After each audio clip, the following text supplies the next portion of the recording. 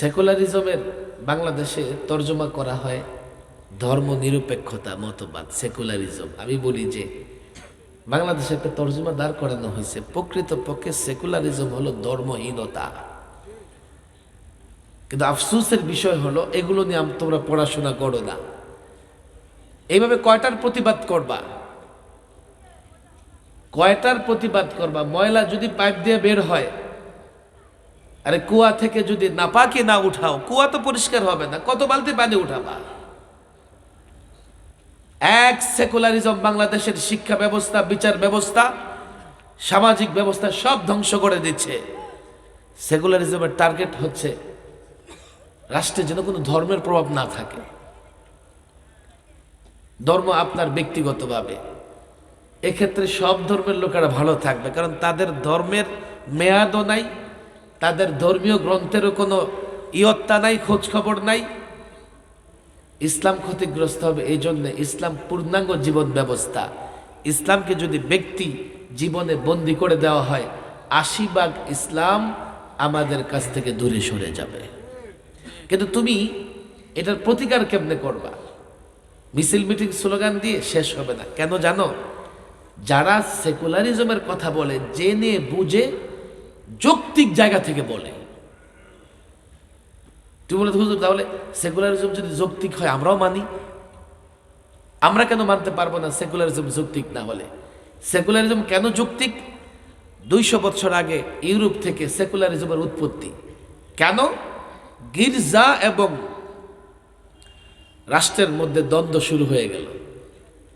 দ্বন্দ্বের এক পর্যায়ে রাষ্ট্রের জনগণ বলে দিল, এই গির্জাওয়ালারা গির্জায় থাকো, রাষ্ট্র চলবে আধুনিক চিন্তায়, সায়েন্স বিজ্ঞান দিয়ে। আজকে তোমরা যেমন আন্দোলন সংগ্রাম করলে খেলাফত ব্যবস্থার জন্য, ওই গির্জাওয়ালারাও করেছে খ্রিস্টান ধর্ম প্রতিষ্ঠা করার জন্য। মিছিল করেছে, মিটিং করেছে, সিম্পোজিয়াম করেছে।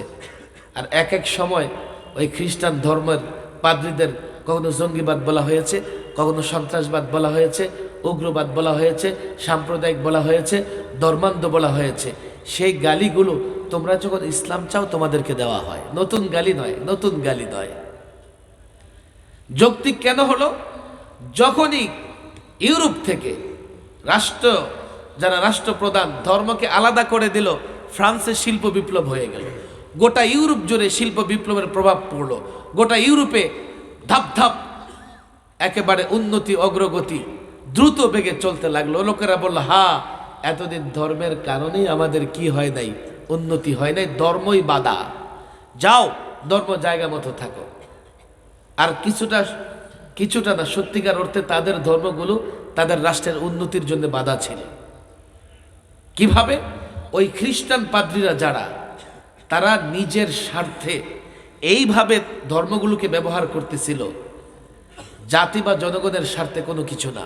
বিজ্ঞানের এতটা বিরোধিতা করতেছিল, বিজ্ঞানের নানা বিজ্ঞানীকে, আবিষ্কারককে তারা হত্যা পর্যন্ত করে ফেলেছে। এবং তারা মেয়াদ উত্তীর্ণ ঔষধ দিয়া রাষ্ট্রের সমস্যাগুলোর সমাধান করার চেষ্টা করছে। তাওরাত বলো, জাবুর বলো, ইনজিল বলো। তাওরাত মানে বাইবেল, এগুলোর মেয়াদ শেষ হয়ে গেছে কমপক্ষে ১৫০০ বছর আগে। আর ২০০-২৫০ বছর আগ পর্যন্ত তারা মেয়াদ উত্তীর্ণ ওই কিতাবাদি দিয়ে যখন জাতির সমস্যাগুলোর সমাধান করতে চেয়েছে, এক তো তাদের কাছে সমাধান নাই, দ্বিতীয়ত তারা ব্যক্তির স্বার্থে তাওরাত, জাবুর, ইনজিলকে ব্যবহার করেছে। ফলে জাতি তাদেরকে প্রত্যাখ্যান করেছে। এটা যৌক্তিক ছিল। জাতি যখন তাদেরকে প্রত্যাখ্যান করেছে, জাতির ভাগ্য পরিবর্তন হয়েছে, তাদের উন্নতি হয়েছে।